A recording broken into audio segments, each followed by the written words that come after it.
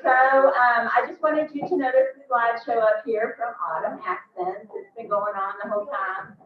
And thank you, Lynn, Cable. I hope everybody had a wonderful time. It was beautiful weather. But if you would like coffee, coffee is over there. I know some of you are not going to be eating.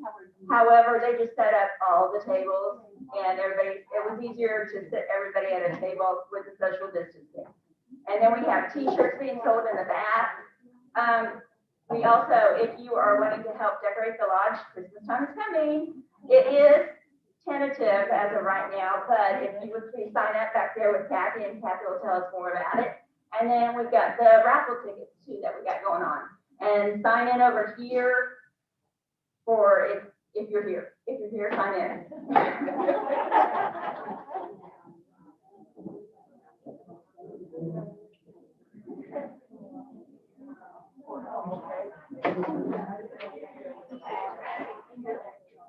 I got your email about writing.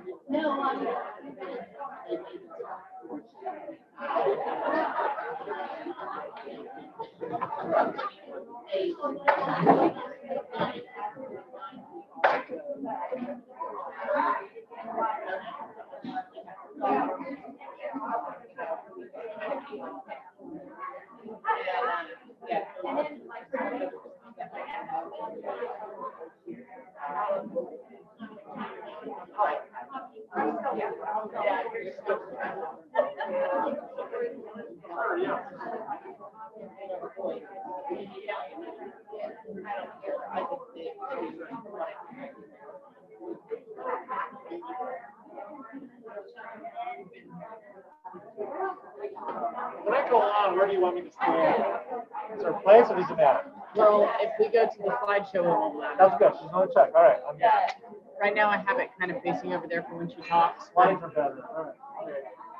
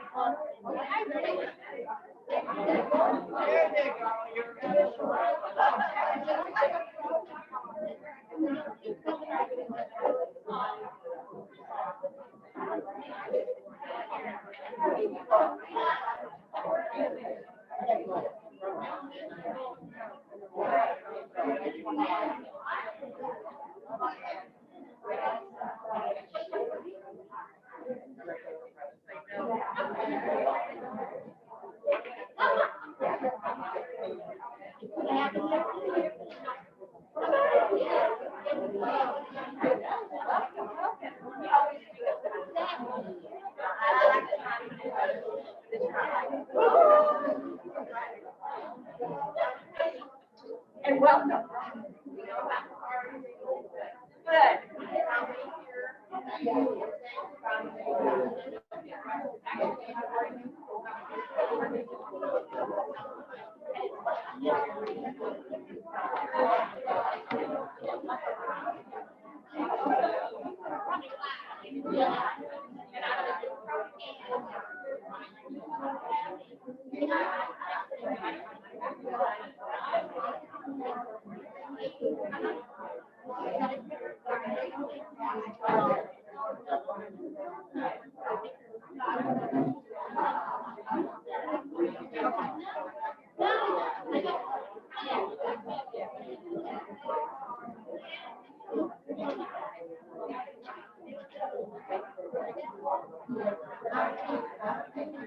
Hey, Julie, give me like a minute heads up so I can get you off of this slideshow. Okay, I'll give you the minute right now. Okay.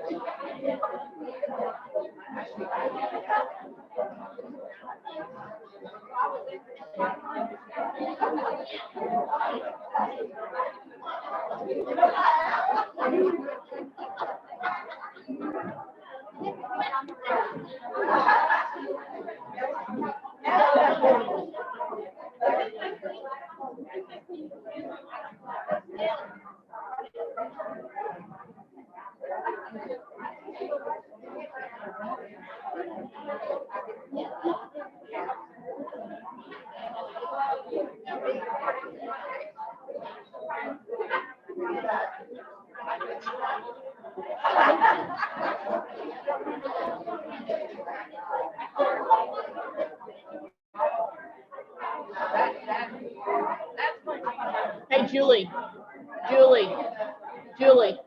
Brian's here.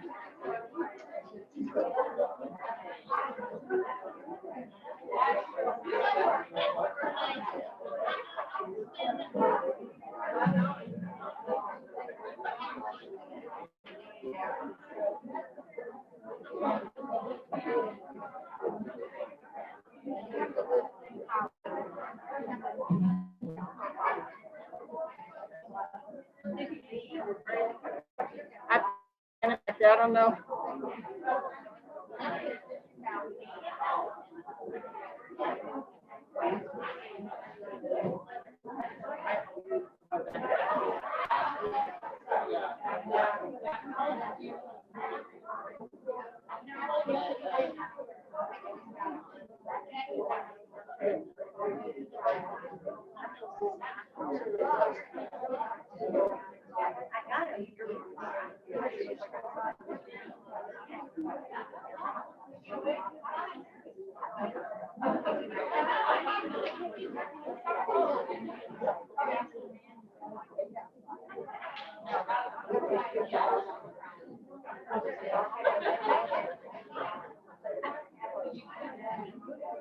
I'm going to call the meeting to order at this time, and we have a very special guest that is coming down right now. This is Brian Matt, who is the community manager, and he was so gracious as to stop and come by and say hello to everybody. Good morning, and thank you so very much. As I was writing my article for Leanne in the communique, I was actually sitting out under your new pavilion the other day, and the theme that I can say for the first 30 days being on property has been so many warm welcomes and actually genuine and sincere thank yous and wanting to introduce themselves. It's just been absolutely wonderful, and I thank you for that. It hasn't been, oh, I need to see you about this. And I know that day will come. But really, it's been not overwhelming. It's just been very impressive to see the outpour of friendliness and welcoming. So thank you. I won't take any more this time, but I know a handful of ladies in the room. I'll know a a handful more next time and work on that as we're starting to absorb the community and the culture of what Lake Kiowa is and learning its lifestyle. The brick and mortar stuff and all that I like drinking from a fire hose, but the important stuff is the lifestyle and the culture and appreciating and understanding that. So thank you very much. I appreciate it. Have a great evening. All right, now if you would please stand as we say the Pledge of Allegiance. I pledge allegiance to the flag of the United States of America and to the republic for which it stands, one nation, under God, indivisible, with liberty and justice for all. Okay, I am so glad to see everyone. Once again, we have a first. We had to limit the seating and we are streaming live at this time. So if you have something to say, I'm going to ask that you come here so that Leanne doesn't have to follow you all around. It's going to be difficult for me because you guys know that I like to walk around. So I'm just going to be standing here, but I do want to apologize. I heard that some people weren't sure if they were signed up to come or not, because we had said that there was a limit, and I didn't even think twice about that. I just thought, well, we'll close it when a limit is hit, and then they'll know that they can't get in.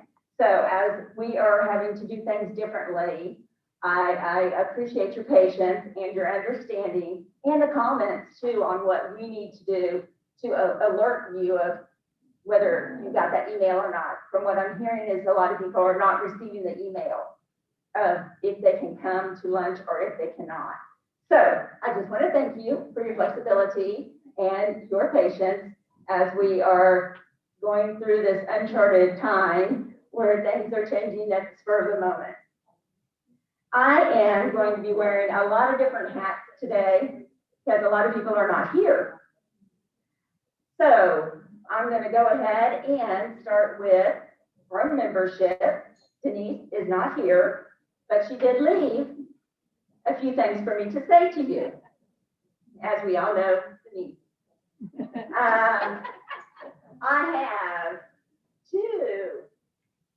I have two online memberships and one application. However, I have not received the membership fee.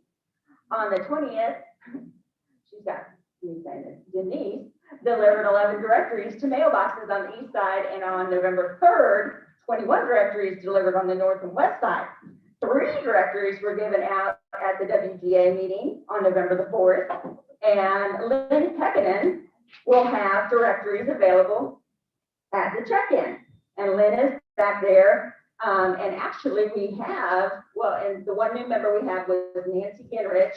There's 423, but really there's 424 now because we have a member somebody that just joined today, Joe Willis. So if you would stand up, please. I know, I'm put on the spot. She has joined, and did you get your directory? So she's got her directory because that tells you everything. It is the know-all. So welcome. Are there any other guests or new members that have not been introduced? I can't run around to you, but okay. Then we're going to move on to the next thing, and I've got it right here in front of me. Tina Gordon, our treasurer, is in playing up. Actually, Denise is babysitting her grandbaby, so of course that's why she's not here. Tina is having some rooms painted in her Plano house, so she is not here. So I am going to go over the report, and I do have papers that are printed off at the back table for those of you that would like to see the amounts. She sent me the general operating account, which we have $18,919.69. The membership account is back to $25, and the savings account is $18,989.29, which leaves the total cash available $37,933.98. And then Our income for this month, $2,698.88, less the expenses, which was $71.93. So if you're wanting to see those values, because I did say it quite quickly, they're back there, and that is what I have from her to report to y'all. Judy Neal. Judy was going to be here, but she had to take somebody into town and help them out, help a friend out. So she gave me the thinking of you cards that she had sent out. I'm sorry, this is going below my nose. Kathy Reed was sent one for her husband Brent, who had knee replacement. Now my glasses are fogging.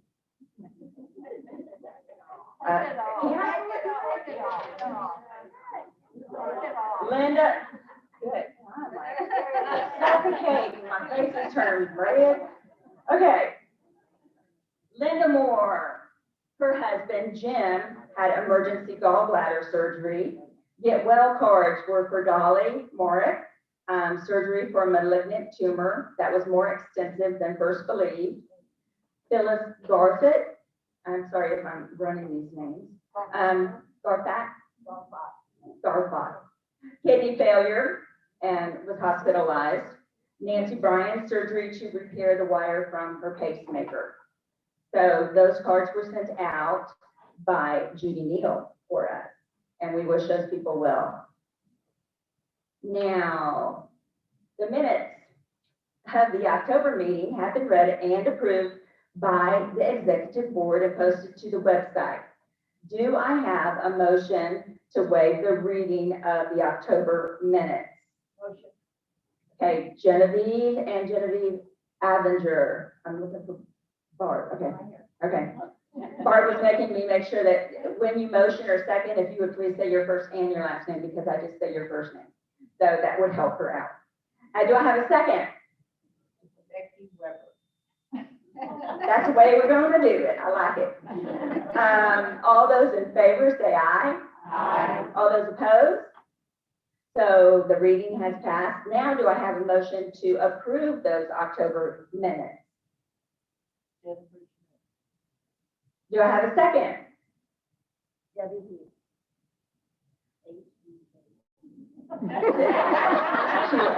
Love it. All those in favor say aye. All those opposed? Okay, then that also has carried. Now we're going on to our department announcements. Linda James was unable to be here today. She's feeling okay, but she just wasn't sure if she should come or not, and I totally understand that with the way things are. She does want you to know that you may still sign up for the December art project, the Christmas tree. You need to email her or contact her, though. I know some of us have already signed up and we've paid for it. She is going to continue to take reservations until November the 15th. Now, as we know, for the November project, the Pebble Art, she has postponed that until the spring. So all of those that have signed up for it, your money is there and will stay there. And when we do it, you can have the Pebble Art. But if you are wanting your money back, if you call her, text her, or email her, she will get you your funds back. And that's also for the December one too, because right now she's thinking about doing that on a Zoom instead of getting together.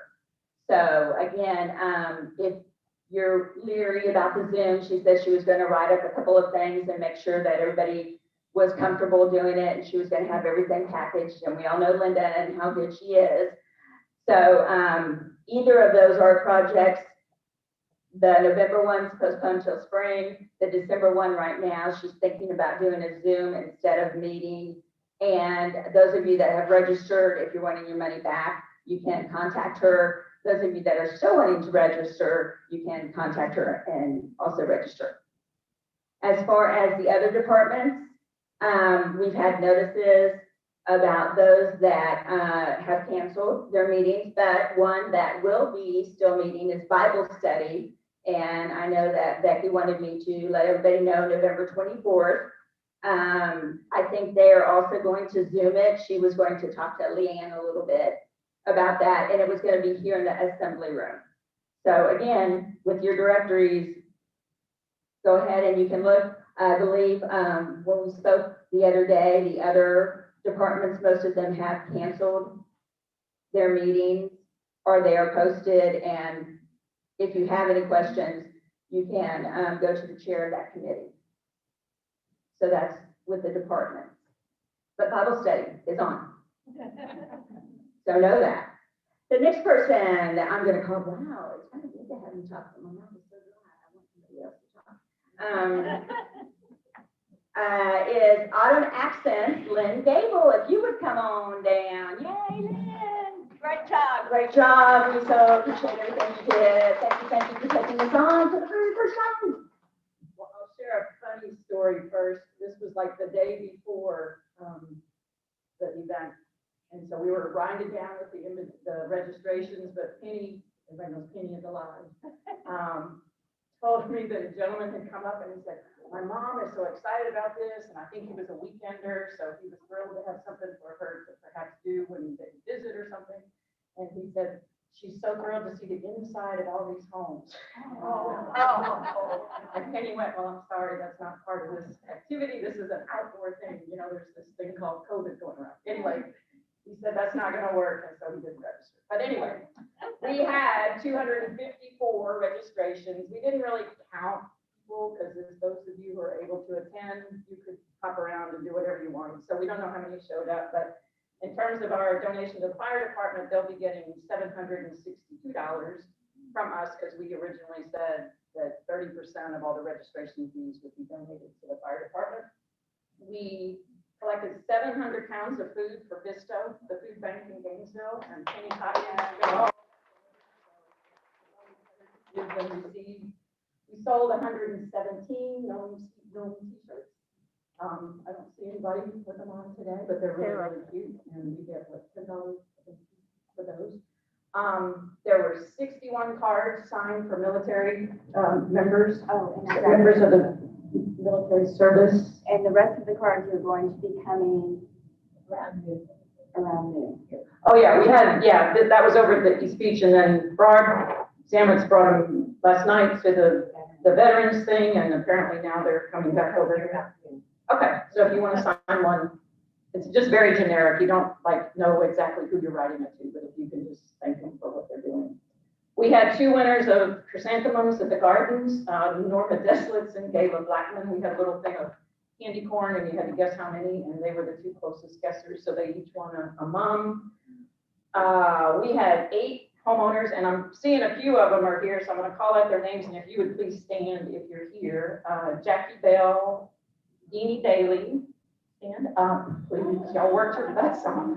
Yeah. Kay Gregory, Carolyn Harper, Cheryl Mason, Shelley Parkinson, Sandy Stockton, and Cheryl Woodbridge. I didn't see her. So big round of applause for them.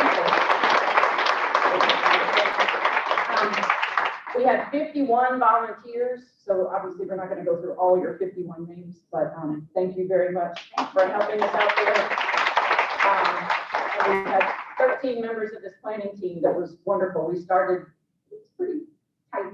I mean, we started back in August. We didn't have a whole lot of time, and we just kept going, I don't know, what are we going to do? How can we make this work? And we just prayed for good weather, and it worked out. So if you're here, please stand up. Tina Borden's not here. Kelly Bradshaw, Kenny Cotton, Deanie Daly. Let's stand up again.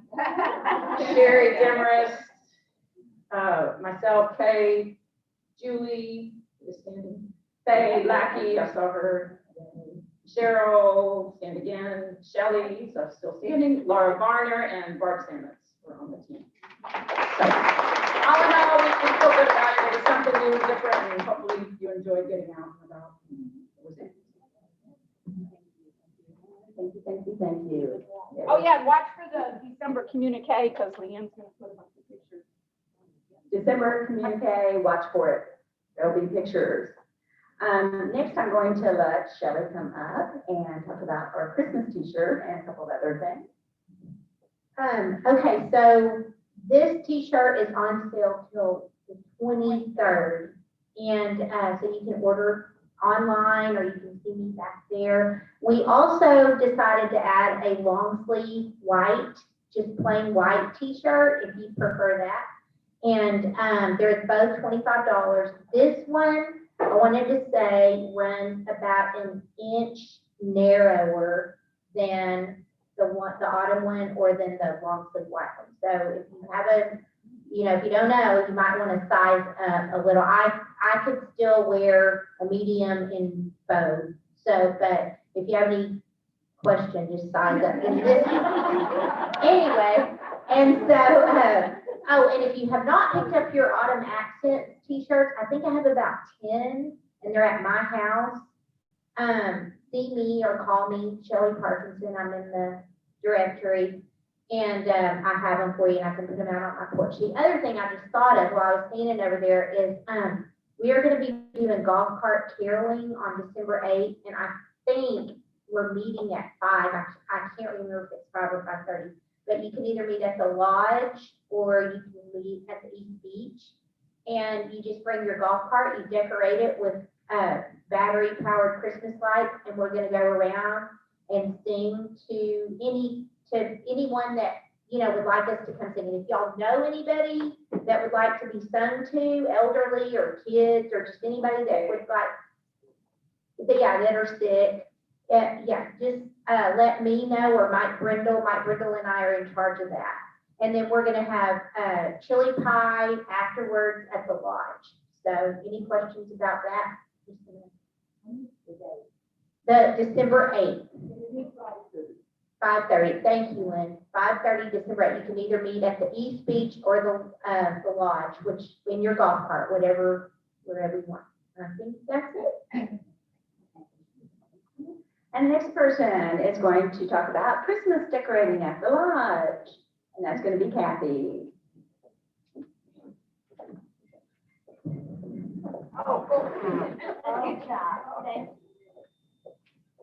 Okay, so the Christmas decoration is tentatively for November 30th at 10 a.m. If anybody would like to join us, it would be greatly appreciated. And I really wanted to come up here and plug the hospice Christmas decoration sale. It's not going to be at the Civic Center this year. They are going to be on 1311 North Grand Street, Gainesville. And this is actually going to be a store, and all the money is going to go to hospice because they are a nonprofit hospice.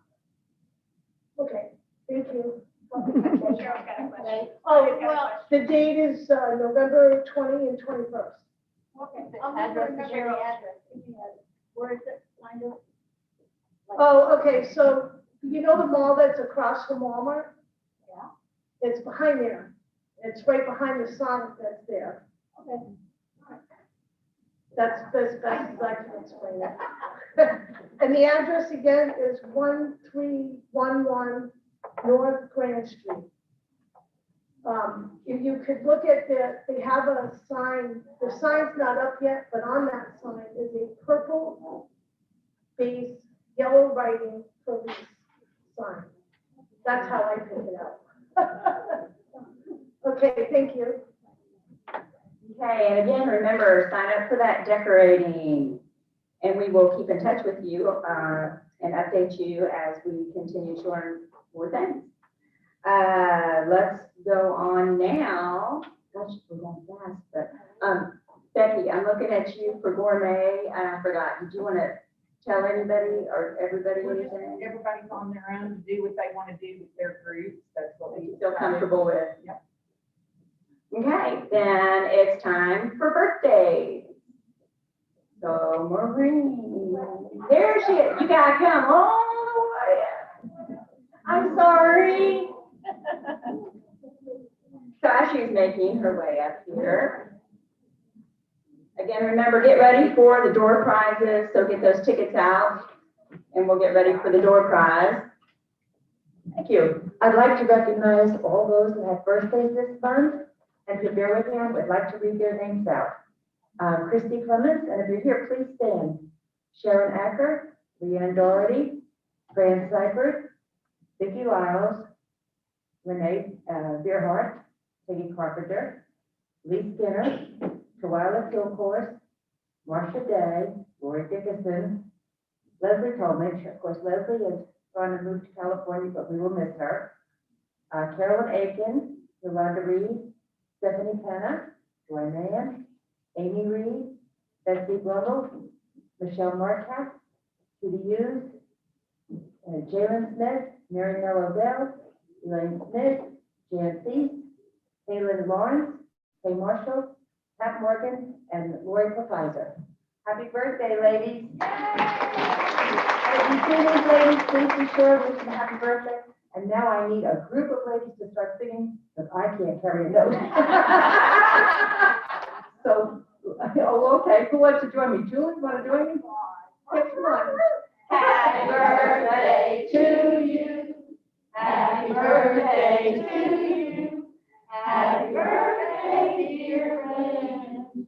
Happy birthday to you.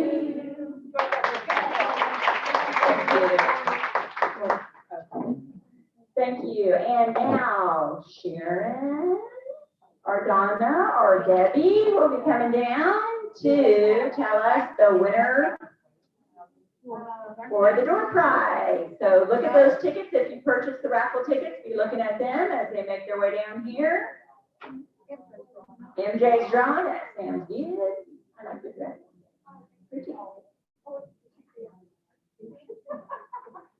Okay. What happened if I brought my glasses up? So sorry. Okay. Yes. Sorry, I know. Okay, 777-101. 101? 101. On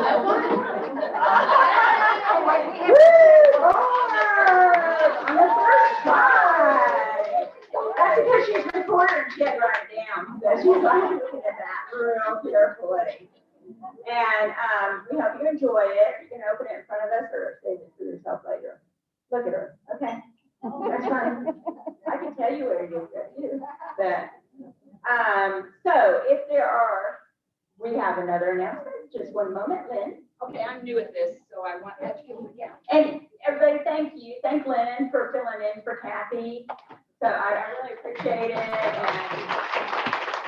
Okay, I just want to make sure that a couple people aren't here. Peggy Carpenter. Okay, Amy Harrell, Harl, and Shelley Holland. Is Amy here? She works, so she's not here. Yeah, she's down for lunch. I just want to take her off. Okay, and Shelley's guest, Emily Martinez. Okay, I think we're good. Oh, and Joy Matthews. Okay. thank you. Okay, and the Christmas cards are going to be passed. Is that what you're talking about? Christmas. Oh, the decorating list. We're going to pass it around to the tables for you to sign up to decorate. So that will be coming around. And now, Karen, if you would come up.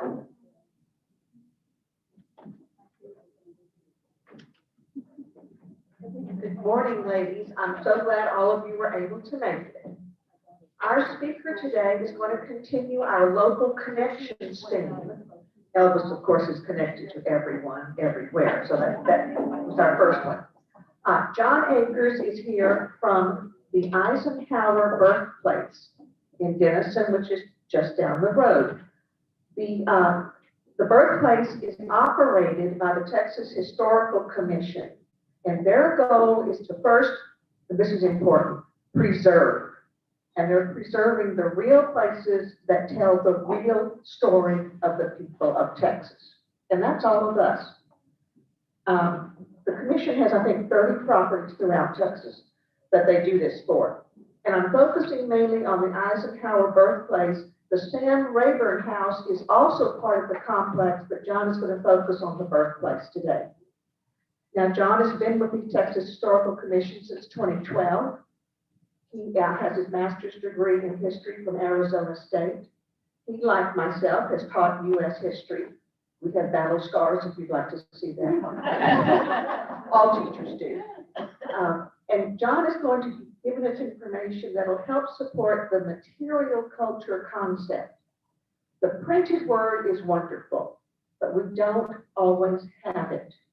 So non-print materials such as houses, exhibits, clothing, gives us an insight into those people who created our history. People are the ones who make history, not textbooks. And that's a struggle. John's nodding because he and I both dealt with that. I don't want to take too much of his time. I know you're going to enjoy it. He's well qualified. He's done projects. He has a strong interest in Eisenhower. And he's going to give us some updates about what is coming in the future. Right now, you may say, gee, I'd love to go to the birthplace, but I don't know about that. John will help you with that as well.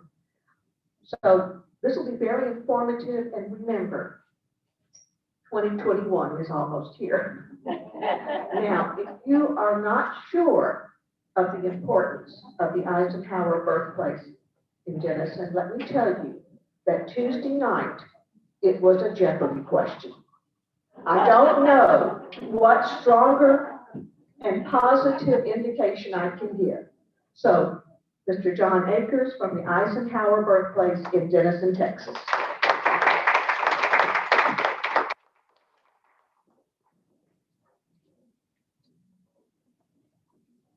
Great, thank you, Karen. Hey, thank you for the invitation to come and talk with you today.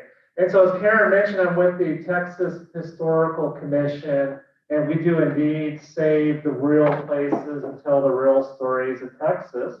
So then what is this thing on the screen right here? Anybody know what it's called? It's a exclamation point, because that's what we do. So real places, real stories. And while I launch into it, I was able to commandeer some space on one of your tables. So I brought some information about the Eisenhower birthplace. I brought some information about my other site that I operate, which is the Sam Rayburn House State Historic Site in Bonham. So I think presidents are part of trivia and speakers of the House are part of trivia that you're hearing right now. I have information about the 33 sites of the Texas Historical Commission. We are from one end, from near Amarillo now to Paris, down to Houston, down to San Antonio, Corpus Christi. We got the state covered, and El Paso with the state covered. And you're probably wondering, why is someone from a museum talking when so many things are closed? We're actually open. Our grounds are open several days a week. You can come on most of the grounds of the site and look around. We do have to limit how many people could take tours, but you can make a reservation. So we've been open since May 1st. So a lot of our sites have been open.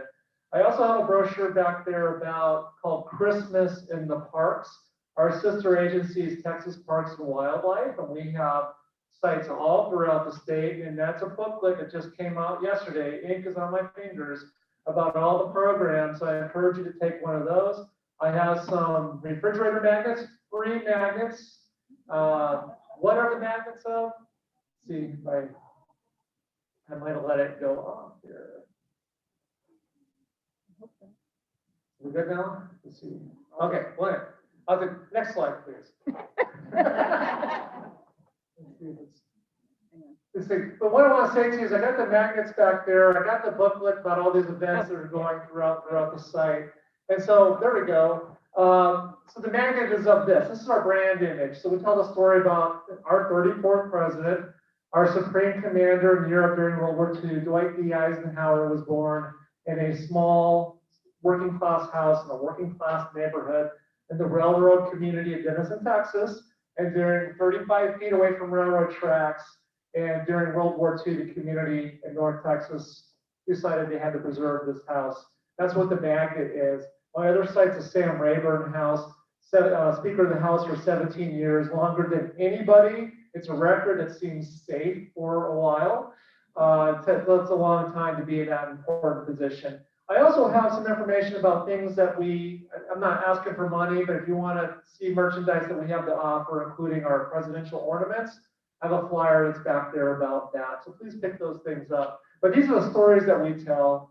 And the Eisenhower Birthplace is in Denison, Texas. Have any of you been there? I'm not surprised. We've been open for a long time. Next year, April, will actually be our 75th birthday. We opened up on April 20th, 1946. Guess who the first visitor was? Ida Eisenhower, who came, and you'll see the picture of that. So we got our birthday. If you went, I talked to lots of people, and they say, you know, in the 50s, my dad threw me in the back of the car, and we like drove and drove and drove, and we like pulled in front of it, and Dad said, there it is, kids, and we looked, and then Dad drove off. Well, we have those stories. The site has grown since then. We are now a 10-acre site that includes what was the neighborhood, the working class neighborhood close to the railroad yards for the railroad where his father worked. And so you've probably seen this sign if you've been there anytime in the last 40 years or so. And so this is the house. And people always laugh because I say, you know, his biographers, when I give a tour, I say his biographers say that Dwight D. Eisenhower was born in a shack by the railroad tracks. Okay, you're laughing, thank you. It's not a shack, it's a nice house. But a year after it got built, it did end up across the street from railroad tracks. So not everyone wants to live that close, although many places in North Texas, you hear the trains. But this is a house built in 1877. It's on its original location. We did not move it.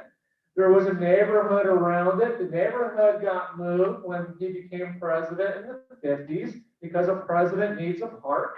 But we got something we'll tell you about that. So the house is there. It's very small, but it's one of several buildings on the complex. And like I said, if you're in Denison, drive by, you can see the outside of it. If you can't get a tour, we open the windows during the day. You can peek in the windows and see the room. And this is the room that he was born in. And so the story is that Denison is a railroad town. So the first railroad into Texas, this is a beautiful picture of a train, was the Missouri, Kansas, and Texas, and they came to put cowboys out of work. So if you come and get the cattle, you don't need cowboys hauling them up to Kansas. So this is what attracts that the town gets started. The rail yards are in Denison. They connect us to national markets. And Eisenhower's parents, his father comes to be a wiper. And his job is to put the lubrication, the grease on these, the gears of these big trains. These are his parents. So we tell the story about the early life of Dwight Eisenhower. He did indeed grow up in Kansas and lived in other places, but we talk about the beginnings of the first Texas-born president of the United States. I bet that was a trivia question, right?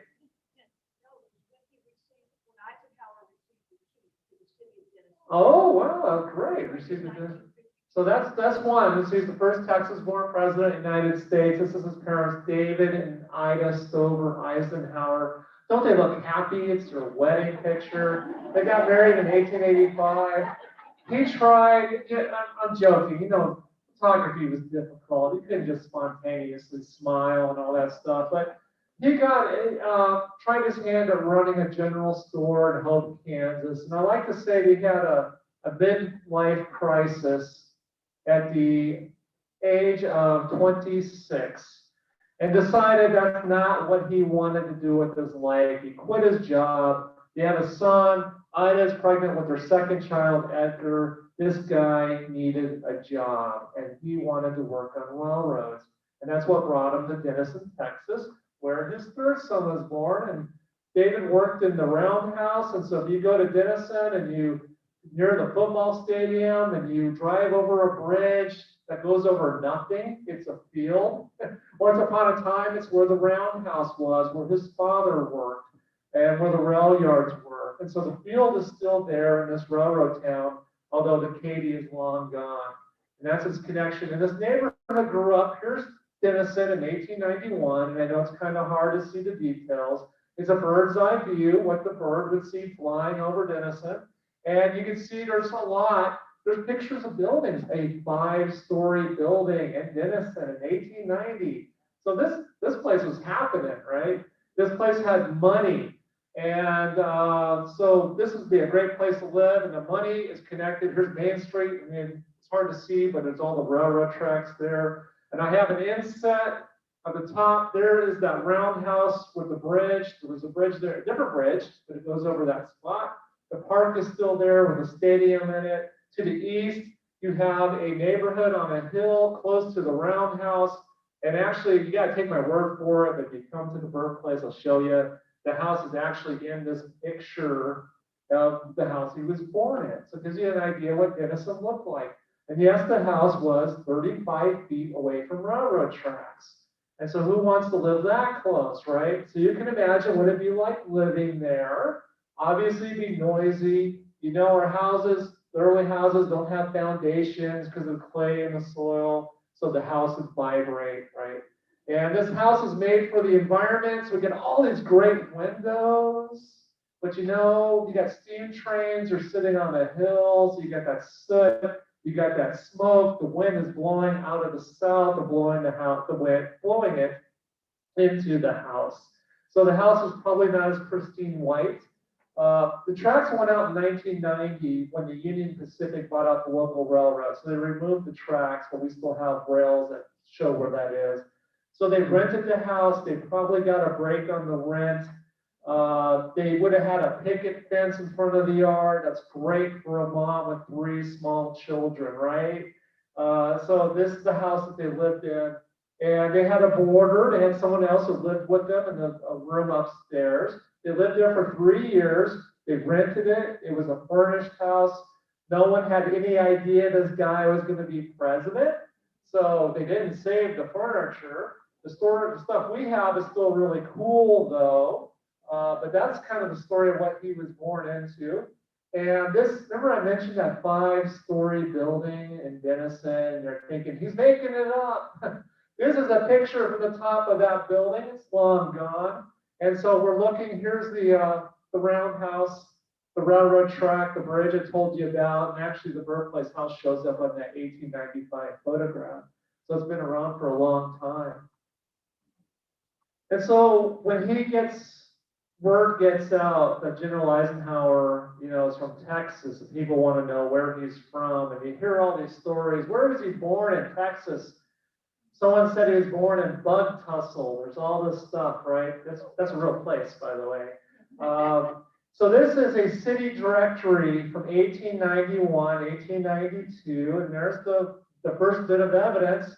So Eisenhower, David J. Wiper, NKT Shops, residence, northeast corner of South Lamar Avenue and Day Street. And that's the address of the house today. So he actually shows up in the 1888 one as well. So the guy was in Denison.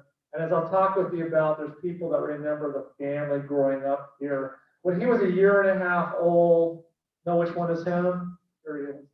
When he was 1.5 years old, Dwight Eisenhower, his family moved to Abilene, Kansas. That's where he grew up. He considers himself a Kansan. And some people will say, so what's the point about the Birthplace? I mean, it still had a big influence on him, but there's another story I'm going to tell you about it. So he's one of 6 boys that lived to adulthood. He's 3rd in the birth order. This is actually Milton. Mom, I guess, wanted a daughter, but no, she got all boys. She had a big influence on them. Milton later on was Milton was a university president, finally at Johns Hopkins University in Baltimore. So a lot of the brothers, they were all successful. I'll tell you more about that story. He goes on to, he's determined to get an education. I think it could be mom saying, you know, boys, get your education, focus on your career, don't mess around, get focused. Maybe kind of thinking about like dad who had this career change early on, right? And so he's determined he's determined to get a college education, and he wants to go to Annapolis, the Naval Academy. By the time he gets an appointment through the process, he's too old, and they send him to West Point, the military academy. And so it just shows you, if you know who Admiral Nimitz is, he wanted to go to West Point. So you just never know how life turns out.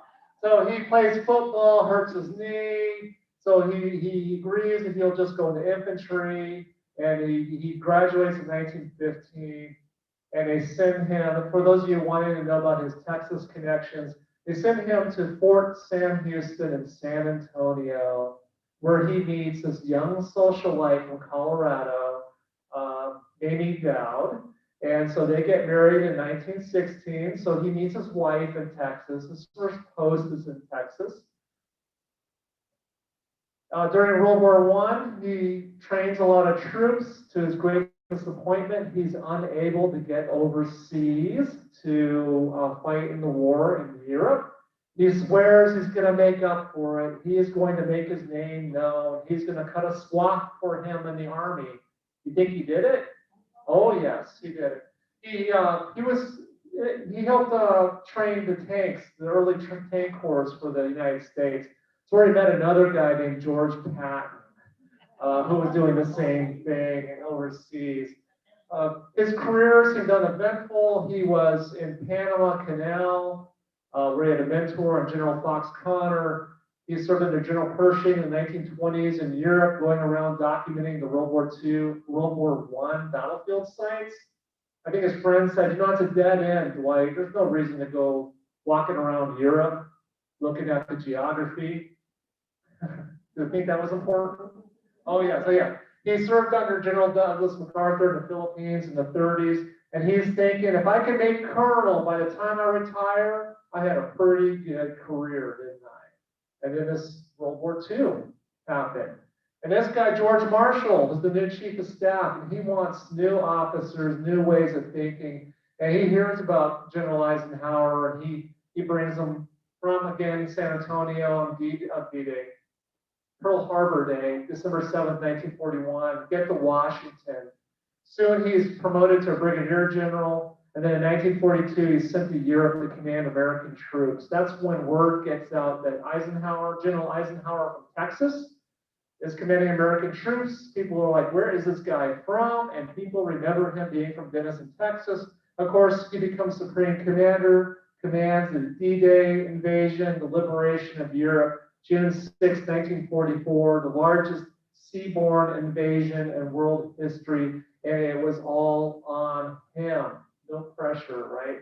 This document is his order of the day, but there's a great letter that he wrote and put in his pocket that if he failed, in case of failure, it's on me. It's on nobody but me. There's responsibility, there's leadership. So he becomes, everything wants to know about him. And so this is a picture of the Birthplace house in 1940, about 1940. And you can see it's part of a neighborhood. There's houses around it. You can see it's not in good shape. You can see the roads are not paved, but this is where our Supreme Commander was born. And this woman, her name is Jenny Jackson, and she was very involved in social organizations, civic organizations in Denison. She was a school teacher. She lived across the street from him in 1890. She held Eisenhower as a baby. She starts this effort. She writes them, are you from Denison? I'm paraphrasing. I'm not sure. Check with my mother. Mom eventually writes back saying, yes, Dwight was born in the house on the northeast corner of Lamar and Gay in Denison, Texas. So she starts an effort of a lot of people, a lot of women's groups, organizations, and they start raising the $3,000 to buy the house. They buy it in January of 1946. They invite General Eisenhower to come visit his birthplace. He agrees. He comes out on April 20th, 1946. How many people do you recognize in this picture? Anybody? Yeah, this guy kind of looks familiar, doesn't he? The second Texas-born president of the United States. And if you take a tour of the Capitol in Austin and you go in a Senate chamber, they got a full-body portrait of this guy. And the docent will tell you, this is Lyndon B. Johnson, the first Texas-born, Texas-educated president of the United States. And I laugh because I work for just the Texas-born guy. Lyndon B. Johnson, this is his visit. Everybody in this picture is a congressman. I mean, you want to be near Dwight Eisenhower after World War II. Here's Sam Rayburn, Mr. Sam, Speaker of the House. So that's his district, the 4th Congressional District in Texas. They're here for him. He goes on a parade. And he goes to his birthplace and he has breakfast. They call it the Big Texas Breakfast. And if you visit, we can tell you what the menu is. And so he's here in the dining room of the house, and guess who this woman is? That is Miss Jenny, who held him as a baby, and is in a place of honor as they welcome him back to Denison, Texas. So it was a big deal. He opens up, I told you, in 1946, so postcards, but then something happened. He became elected as our 34th president. He chose to run as a Republican. He didn't know which party he would choose. He gets a nomination in June of 1952, and the people of Denison invite him back. In fact, these women invite him back. They are the local chapter of a national organization called the Gold Star Mothers. These are all women from Denison, and they all lost a son in the war. So talk about the connection that they felt to General Eisenhower. If you took a tour in 1952 of the house, one of these women took you in and gave you a tour of the house. And so they are waiting for presidential candidate Eisenhower to visit Denison at the Perrin Air Force Base, now the North Texas Regional Airport. So they're waiting. And he goes on a parade again down through Denison, Texas. This woman is Monty Bells Jones. She was the hostess in the 50s. Today, if you visit us, our visitor center is her house because she lived right down the road from it. So very important.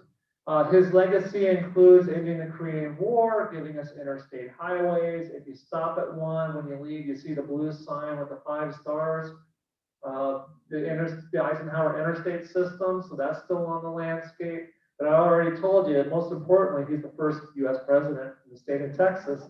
He comes back in 1965 for his final visit. He was General Eisenhower. Did you know after he left the office, the presidency, he petitioned Congress to restore his rank of general. So he was General Eisenhower. And I think President Kennedy didn't understand this. And I think the point was, well, there's fewer 5-star generals than there are presidents. But he came and visited again. This plaque is here. I talked about Aveda Kolpati. Her name is on this plaque. It's in front of the birthplace. Side story. So there he is, a statue that we have on our property. I'm going to finish with kind of like, we're doing great. We're not 10 minutes out yet, almost. If you visit the site, we have a statue of him, and you see him in a uniform because that is the uniform for which he was known at the time. People remember him, when he became a general. And so this statue is one of 5, and it has a really great story. One of 5 done by the same sculptor that are located around the world in places important to him. We have the oldest. It was dedicated in 1973. Julie Nixon Eisenhower, daughter of President Nixon, married Eisenhower's grandson, was there for the dedication. So we have a 50th anniversary coming up for that in a couple of years. And this is written on the side of the statue, and we get all the 3rd graders and 4th graders that visit us, and you bet we have them read that because now you know a president born in your backyard in a house without electricity or running water. Imagine what you could do, right? This is Robert Dean. This is the sculptor. Robert Dean graduated from the U.S. Military Academy in West Point in, get this, 1953. Sounds familiar.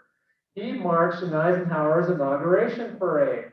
Later, he became a sculptor. He said, had I known I was going to do 5 statues of the guy, I would have disobeyed my eyes' right order and took a good look at him. But each one's different. The second one is in Abilene, Kansas at his museum, and it's where he's buried. The 3rd one is in West Point, New York on the plain. The 4th one is in London, England, where his headquarters were in World War II. Just take a wild guess where you think the last one is. Normandy, northern France, that's right.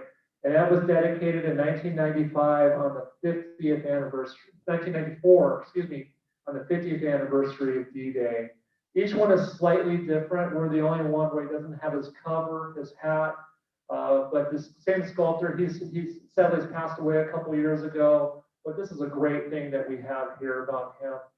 These are older pictures, a quick look at the house. The furniture is not his, but in the 40s, when they bought the house, they got donations from the people of Denison in North Texas that donated things that went into the rooms. And this is the room he's born in.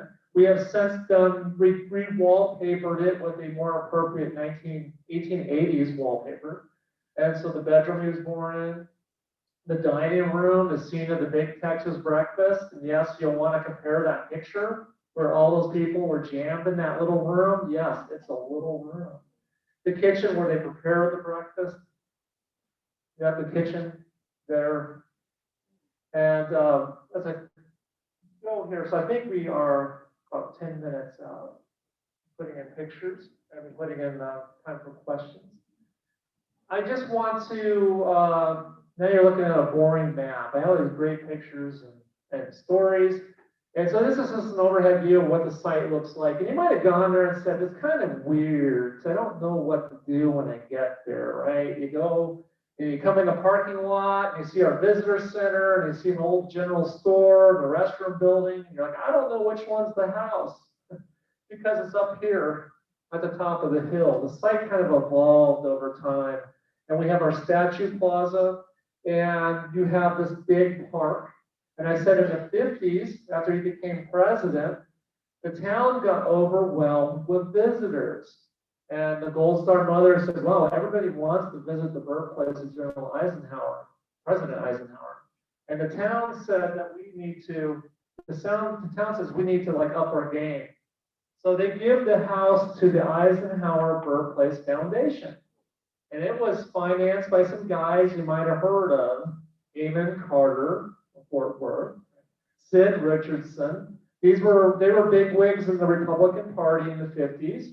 And so they financed, they took the house, they purchased this block, they financed the restoration of the house, and with the foundation then gave it back to the state of Texas in 1958. So we've been a state site for over 60 years. So this is what the site looks like, and then you see where the railroad tracks were. And I know this is just quick, some things that we're doing. We're actually in a fundraising campaign, and that's not what I'm here about, but I want you to know about what's going on. So if you said, oh, I've been there 20 years ago, there's a reason to go back. We are going to build a new entrance in the middle of the site off a busy road just next to us. And so you'll come in here off Shepherd. We are going to move the statue to a new statue plaza in the center of the site. I'll show you what that looks like. We're going to take the road in front of the house. Remember, I showed you where it was not paved and put kind of like an old dirt treatment on it. I think I got a picture of the asphalt. It looks like dirt. Here's the statue. That star. I know we love stars in Texas, don't we? But that's a general star because he was a 5-star general. There are only 5 of them. Did you know that? Yeah, they don't make those today, but that's another story. You can catch me afterward and I can tell you about that. We're going to move the statue to this new plaza where he will be facing the house that he was born in. It's going to have some great pictures about some of the things I showed you about his career. We have also, because I told you it's part of the neighborhood, so we're going to put these lost neighborhood footprints about outlines of the houses that were there. And we know where the houses were. We know who lived in them in 1890. And so we're going to tell you those stories about them. So these will be kind of bench size. You can sit on them and we'll have them around the house as we have new pathways that take you up to the house. There'll be new exhibits, both inside the house, on the grounds, and the visitor center. We were very pleased to get a major grant from the Smith Foundation in Denison 2 weeks ago, $100,000 from them. We're very grateful. So we are moving. So it's a good time for Eisenhower right now. That just shows you, it'd be asphalt, that's a different color than black. That's the Eisenhower birthplace. I just want to mention before, I bet you have some good questions for me, right? Okay, I'm counting on it. All right. My sister's site is the Sam Rayburn house, and this is in Bonham. And so if you go to Denison and visit the Eisenhower birthplace, it's only another 25 minutes to the east. And this is the house that Sam Rayburn built in 1916. They expanded it in 1934. He died in 1961, and everything from that house is still in there. And so you know that he was Speaker of the House during 6 of Eisenhower's 8 years as president. Wow, so you have like 2 of the 3 most powerful people in our nation who have a connection within 25 miles of each other. In 1958, who was the 3rd most important person in Congress? Lyndon B. Johnson, right? So we have Senate Majority Leader. Isn't that amazing? That you have these 3 people have a Texas connection. And so this house is also open, and it's really great. We talk about, for the 50s, it was a modern house. And so you can visit that as well. And I want to finish with this picture about the neat connections from North Texas presidential history. This is Sam Rayburn's funeral in Bonham, Texas in 1961. So it's November of 1961. So we're in that month, the anniversary of his death. This is his funeral. And here you got 4 presidents, past, present, and future, all past now, right? We have President Kennedy. We have Vice President Lyndon Johnson, who becomes president. We have former presidents Eisenhower and Truman. These 2 guys didn't get along very well, but the stories, I guess, this experience of going to this funeral or Kennedy's funeral will help them to rebuild their relationship. So you might think North Texas is far away from everything. It's not part of the big picture. It is. We have a lot of really great stories. Presidential history, political history, we're part of trivia questions. I want to so make sure when they ask that question, how many presidents were born in Texas, that you don't run in there and say 4. It's 2, right? The Bushes are adopted sons. So that's my job. I got to make sure you get that trivia question, right? So I could go on. This is, I know I'm confusing you. This is another statue of Eisenhower that's in Denison. And it's a bust of Eisenhower, General Eisenhower. It's on Highway 75. If you're going north into Oklahoma, you will see this. Denison in North Texas is understandably very proud of Dwight Eisenhower. When I came in for my interview, it was apparent, signage everywhere. They got this giant statue of him. This is a veterans monument. So any veteran in North Texas, you can get a brick for them, and we dedicate it every year during his birthday celebration in October. It's a good year for Eisenhower. He is now one of 7 U.S. presidents with a monument in Washington, D.C. You know that? His monument got dedicated in September of this year. It's just a block off the mall. It's near the Air and Space Museum and the Department of Education, who he established. Sadly, it was supposed to be in May for the 75th anniversary of the end of World War II, but we know about events that intervened in that. But his monument has opened up, so he is now recognized, one of 7 U.S. presidents that has earned a monument. And his star has gone up. There's that star metaphor again. A lot of historians consider him, they kind of rank him 5 on the list of our presidents. He's been really reassessed. That may seem like at the time he didn't know that he was really smiley playing golf, but the guy was really in charge of our 1950s prosperity and really had it going on. So I want to finish with our festive idea about celebrating this president. And I hope I covered what we wanted to. I would love any questions because I think I'm still within my allotted time. I got like 3 minutes. So I love questions. I love hard questions. I mean, reasonably hard. Yes. Did he really want to be president? I always read he didn't want. So, I mean, you I would think at one level, you have to want it to put yourself through that, right? But he was, and I think he was so popular during World War II. And as I said, both parties courted him. Harry Truman writes in his memoirs that he offered the Democratic nomination to him and said, for 48, I'll be your vice president. And he was very cagey. And they didn't really know what party this guy believed in. And guess who got him the kind of, he was interested in it, and this guy named Douglas MacArthur. He's gonna run for president, and basically, friends of Eisenhower said, now is the time. If you want to do it, you need to do it now. And that's why he threw his hat in the ring very late. So I think he became interested in it. I mean, I don't think early on, 5 years before that, he ever thought that was going to be a goal for him. But the timing worked out, and he was, elected, basically landslides of both elections. So I like that, very popular. Good question. Yes. You said he asked that his general status be reinstated. Why did he ask that? So he was president. He resigned, and actually he resigned his commission. So he was, he was Supreme Commander in NATO. He was still in the American military, and he had to resign his commission to run for president, even though he was in active service. He was president of Colombia. So he resigned it so he could be president, and then Congress under President Kennedy restored it. So when you look at the newspaper stories about him visiting in 1965, they all say General Eisenhower visits Denison, visits his birthplace. Well, the second question? You said there was only five-star generals. That's correct. Oh, I'm afraid you're gonna make me name them. I can. So basically, okay, so he's Supreme Commander. The idea is you got one general, you got one person in charge of the theater of war in Europe.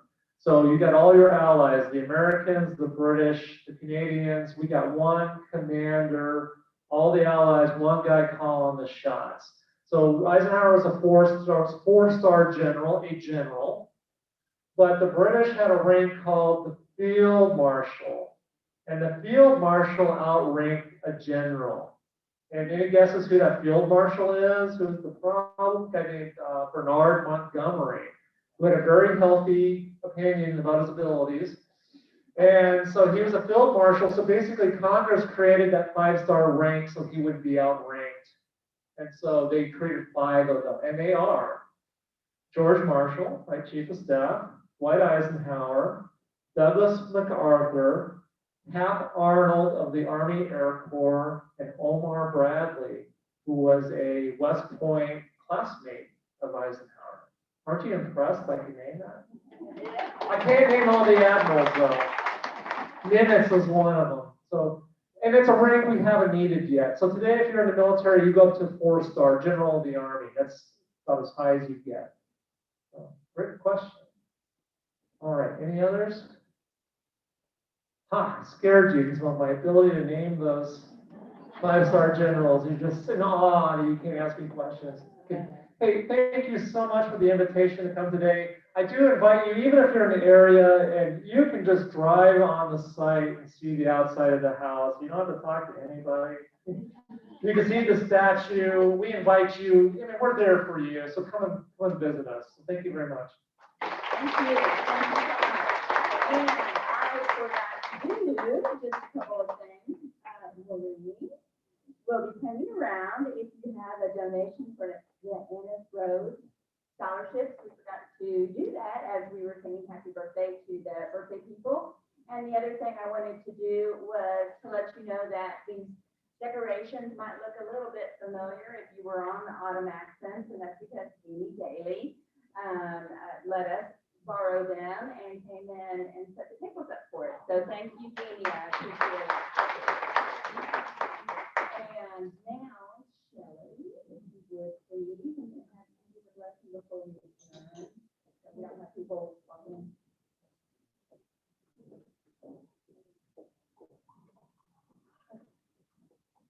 Lord, I just thank you so much for this beautiful day that you've given us. And I thank you for each and every one of these ladies that made the meeting possible. And thank you for the hands that prepared the food. And I pray that you nourish it to our bodies. And thank you for it. In Jesus' name, amen. This meeting's adjourned. And they said that most likely it'll be like maybe 5 minutes, so if you want to take a break, you better